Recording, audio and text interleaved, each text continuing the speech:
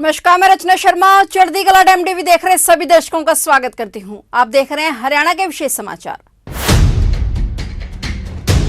Canada की राजधानी Ottawa में संसद भवन में अंतर्राष्ट्रीय गीता महोत्सव के तहत कार्यक्रम का आयोजन किया गया। इस अवसर पर हरियाणा के मुख्यमंत्री मनोहर लाल का संदेश संसद भवन में चलाया गया। वहीं इस मौके पर पवित्र ग्रंथ भगवत गीता को कनाडा की संसद के पुस्तकालय में सुशोभित किया गया। संसद पुस्तकालय की प्रमुख सोनिया ने गीता मनीषी स्वामी ज्ञानानंद और भारतीय मूल की कनाडाई सांसद चंद्र आर्य से संसद पुस्तकालय के लिए गीता प्राप्त की। मुख्यमंत्री मनोहर लाल ने कहा कि कनाडा की संसद के मुख्य पुस्तकालय में श्रीमद् भगवत गीता सुशोभित होना हर भारतीय के लिए ऐतिहासिक क्षण है। उन्होंने कहा कि प्रधानमंत्री नरेंद्र मोदी के नेतृत्व में देश की संस्कृति को विश्व स्तर पर पहचान मिल रही है। वह दिन दूर नहीं जब एक बार फिर से भारत विश्व गुरु कहलाएगा। सीएम मनोहर लाल ने इस बड़ी उपलब्धि पर सभी को बधाई दी। इस अवसर पर स्वामी ज्ञानानंद ने कहा कि वर्तमान समय में भगवत गीता की प्रासंगिकता और भी ज्यादा बढ़ गई है। हर व्यक्ति को गीता को अपने जीवन में आत्मसात करना चाहिए। उन्होंने कहा कि गीता का संदेश हर काल के लिए प्रासंगिक है और यह हजारों साल से मानव को प्रेरणा देता रहा है। उन्होंने ये भी कहा कि हमें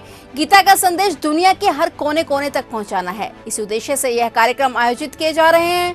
समारोह में कनाडा के प्रधानमंत्री जस्टिन ट्रूडो का संदेश भी पढ़ा गया। उन्होंने अंतर्राष्ट्रीय गीत महोत्सव के मौके पर पार्लियामेंट हिल में सभी का स्वागत किया। प्रधानमंत्री ने कहा कि इस तरह के आयोजन कनाडाई लोगों को एक साथ लाते हैं और इन्हें अपनी विविधता का जश्न मनाने के लिए प्रोत्साहित करते हैं। उन्होंने कहा कि भगवत गीता में निहित शांति, सद्भाव और भाईचारे का संदेश सार्वभौमिक है। उन्होंने इस विशेष दिन का हिस्सा बनने के लिए वहां उपस्थित सभी लोगों का धन्यवाद किया और इस कार्यक्रम में चिन्मय मिशन के बच्चों द्वारा सांस्कृतिक कार्यक्रम और गीता श्लोक का पाठ किया गया। वहीं शास्त्रीय नृत्य का प्रदर्शन भी किया गया। इस कार्यक्रम में नेपिन ओटावा के सांसद चंद्र आर्य, कनाडा में भारत के उच्चायुक्त कैबिनेट मंत्री कमल गुप्ता, सुभाष बराला, मुख्यमंत्री के अतिरिक्त प्रधान सचिव एवं सूचना, जनसंपर्क व भाषा विभाग के महानिदेशक डॉक्टर अमित अग्रवाल, नेपाल के राजदूत, बांग्लादेश और श्रीलंका के उच्चायुक्त, केडीबी के सचिव मदन मोहन छाबड़ा, केबीडी के सीईओ चंद्रकांत कटारिया और केडीबी सदस्य उपेंद्र सिंघल सहित अन्य गणमान्य लोग भी कार्यक्रम में मौजूद रहे। उल्लेखनीय है कि कुरुक्षेत्र को विश्व पटल पर लाने और पवित्र ग्रंथ गीता के उपदेश जन जन तक पहुंचाने के उद्देश्य से कुरुक्षेत्र और हरियाणा ही नहीं अपितु मॉरिशस और इंग्लैंड जैसे देशों में भी अंतर्राष्ट्रीय गीता महोत्सव को लेकर कार्यक्रमों का आयोजन किया जा चुका है। इसी क्रम में इस बार यह कार्यक्रम 16 से 19 सितंबर तक कनाडा में आयोजित किया गया है।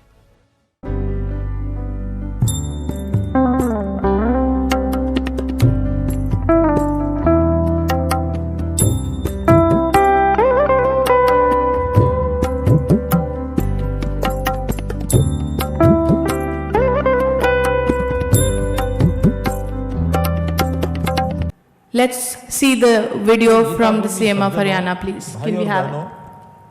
अंतर्राष्ट्रीय गीता महोत्सव के शुभ अवसर पर मैं आप सबको हार्दिक बधाई देता हूं और ईश्वर से प्रार्थना करता हूं कि वह आपके जीवन को ज्ञान के आलोक से जगमगाए और आपकी जीवन यात्रा सुख शांति से परिपूर्ण हो।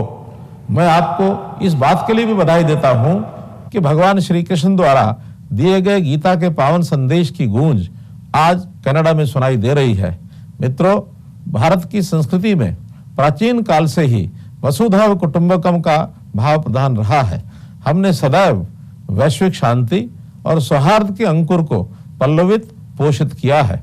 इसी महान भारत में हरियाणा वह वैदिक धरा है जहां धर्म क्षेत्र कुरुक्षेत्र में भगवान श्री कृष्ण ने मोहपाश में जकड़े अर्जुन को कर्मयोग का दिव्य संदेश दिया था, जिससे आज भी पूरा विश्व प्रेरणा प्राप्त कर रहा है। गीता एक ऐसा अलौकिक प्रकाशपुंज है जो काल, देश और सीमाओं से परे है। ये सर्वकालिक है, सार्वभौमिक है और चिरस्थायी है। गीता में कर्म करने पर बल दिया गया है।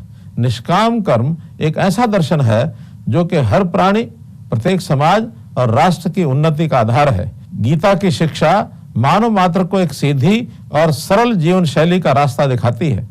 संसार के झंझटों के कारण उलझन में फंसे हुए व्यक्ति को गीता समाधान सुझाती है। हम चाहते हैं कि गीता का ये दिव्य ज्ञान विश्व के हर कोने में, हर पीढ़ी तक निरंतर प्रवाहित होता रहे।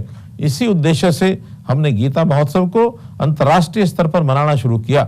मुझे खुशी है कि वर्ष 2019 में यह महोत्सव मॉरिशस और इंग्लैंड में धूमधाम से मनाया गया। इससे पहले हमारे ओजस्वी और कर्मयोगी प्रधानमंत्री श्री नरेंद्र मोदी जी की प्रेरणा से हमने हर वर्ष गीता जयंती की जन्मस्थली कुरुक्षेत्र में मनाए जाने वाले गीता जयंती समारोह को वैश्विक आयाम देते हुए इसे अंतर्राष्ट्रीय स्तर पर मनाना शुरू किया। इसमें अनेक देशों के प्रतिभागी और लाखों श्रद्धालु भाग लेते हैं। यह अंतर्राष्ट्रीय गीता महोत्सव धार्मिक, सांस्कृतिक, कला एवं संस्कृति का अनुपम उदाहरण है। इस महोत्सव के अवसर पर देश विदेश के विद्वानों और गीता मनीषियों द्वारा गीता के विभिन्न आयामों पर विचार विमर्श किया जाता है। विद्वानों द्वारा शोध पत्र प्रस्तुत किए जाते हैं। इससे गीता का संदेश विश्व के कोने कोने में पहुंचता है। इसी श्रृंखला में आपके ओटोवा में 3 दिवसीय अंतर्राष्ट्रीय गीता महोत्सव का आयोजन किया जा रहा है। Gita explains the relation of one's soul to the body, the soul's relation to power supreme, and how everything is related to everything else. Once the message of Gita is understood, one can feel his self extended into all other creatures, living beings, things, happenings, and the ultimate truth, God. Then no confusions and conflicts can haunt the mind and the soul is liberated of all the guilt feelings. इसी के साथ अंतर्राष्ट्रीय गीता महोत्सव के आयोजन में भागीदारी के लिए मैं आप सबका व कनाडा वासियों का आभार प्रकट करता हूं।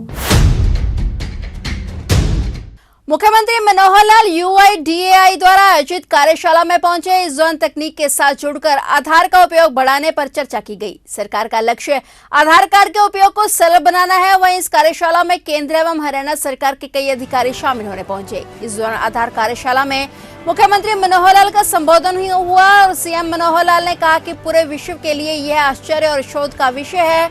134 करोड़ लोगों को एक आधार सिस्टम से जोड़ा गया है। CM ने कहा कि 2 करोड़ 60 लाख लोगों को डाटा परिवार पहचान पत्र के अंतर्गत ला रहे हैं। और मुख्यमंत्री मनोहर लाल ने चंडीगढ़ में आधार उपयोग को सरल बनाने और इसके उपयोग बढ़ाने के लिए विभिन्न पहलों के विषय पर आयोजित हरियाणा राज्य कार्यशाला को संबोधित किया। कार्यशाला का आयोजन भारतीय विशिष्ट पहचान प्राधिकरण क्षेत्रीय कार्यालय चंडीगढ़ द्वारा किया गया। मुख्यमंत्री ने कहा कि डिजिटलाइजेशन का विषय उनके दिल के बेहद करीब है। राज्य सरकार ने डिजिटलाइजेशन की दिशा में कई महत्वपूर्ण पहल की हैं, जिसकी केंद्र सरकारों ने भी समय समय पर सराहना की है। उन्होंने कहा कि भारत जैसे इतने बड़े देश में 134 करोड़ लोगों को एक आधार सिस्टम से जोड़ा गया, यह अपने आप में बड़ी उपलब्धि है। इस प्रकार का डाटाबेस सिस्टम शायद ही किसी अन्य देश के पास उपलब्ध होगा। उन्होंने कहा कि आधार सिस्टम आज एक अहम दस्तावेज बन गया है। हालांकि बदलते तकनीकी युग में सिस्टम में आज बायोमेट्रिक के साथ साथ फेस रिकॉग्निशन और वॉइस रिकॉग्निशन भी शुरू करने की आवश्यकता है। फेस रिकॉग्निशन के लिए मोबाइल भी एक उपयोगी उपकरण बन सकता है। बता दें कि आधार लिंक जन्म पंजीकरण प्रणाली शुरू करने वाला हरियाणा देश में पहला राज्य था। हरियाणा ने आधार सिस्टम को लागू करने के लिए तेज गति से कार्य किया। इसके अलावा भी प्रदेश सरकार ने मुख्यमंत्री मनोहर लाल के नेतृत्व में कई IT पहल की है। डिजिटलाइजेशन के माध्यम से अपने देश में बहुत काम हो रहे हैं। आधार इज वन ऑफ देम। और दुनिया आश्चर्यचकित है कि 134 करोड़ लोगों का एक UID के अंतर्गत रजिस्ट्रेशन होना, इतना बड़ा डाटाबेस शायद दुनिया के किसी और देश ने अभी क्रिएट नहीं किया होगा। और आगे आगे कल्याणकारी योजनाएं जितनी भी स्कीम्स हैं उनको हम सब उसके साथ जोड़ रहे हैं। हमारे जैसे सेंट्रल पोर्टल पर तो 73 स्कीम्स को किया है, हमने स्टेट की स्कीम्स भी जोड़ी हैं। 150 स्कीम्स जितनी हैं, आधार उसमें ऑटोमेटिकली आ जाता है। जो भी कोई किसी का परिवार पहचान पत्र है, उनका आधार ऑलरेडी है उसके अंदर। जिसका आधार अभी नहीं बना है, शायद उसका परिवार पहचान पत्र बना भी नहीं रहे। बच्चों का तो रजिस्ट्रेशन एट बर्थ ये हमारा चल रहा है। रजिस्ट्रेशन के 1 साल के अंदर अंदर उसका आधार बनाना होता है। रोजगार के नाते भी हम बहुत सी स्कीमें जो बना रहे हैं कि रोजगार ज़्यादा लोगों को कैसे मिले, वो भी इसी पहचान के माध्यम से ये सब हम कर रहे हैं। तो आज इतना ही कहूँगा कि इस प्रकार के सेमिनार जो आज ये किए जा रहे हैं, इसमें हम जो काम करने वाले हैं सारे क्षेत्र में हमें तो इस सारे विषय की जानकारी हो ही रही है। इसको और आगे प्रदेश में हम ज़्यादा बढ़ाने का भी एक संकल्प लेंगे कि हमारे डिपार्टमेंट सभी जनता को जागरूक करें। अल्टीमेटली तो it's for the people to use the technology, वो इसको कैसे उपयोग करते हैं और इसमें रजिस्ट्रेशन भी 100% कैसे हो जाए, उसका बेनिफिट हम सरकार के नाते हम देंगे, संस्थाएं भी देंगी, बैंक्स भी देंगे, बाकी सब करेंगे।